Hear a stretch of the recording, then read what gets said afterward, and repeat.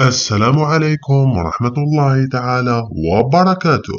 قبل البداية، إذا كنت محب لرياض محرز اضغط لايك للفيديو وتابع حتى النهاية. بالفيديو شاهد كيف تجاهل الإنجليزي هاري كين اللاعب الدولي الجزائري رياض محرز بعد الريمونتادا التاريخية لرياض محرز التي قادها مع فريقه مانشستر سيتي ضد فريق توتنهام. رصدت الكاميرات بعد نهاية المباراة أن اللاعب الإنجليزي هاري كين رفض التصافح مع الدولي الجزائري رياض محرز. وشاهدوا الفيديو.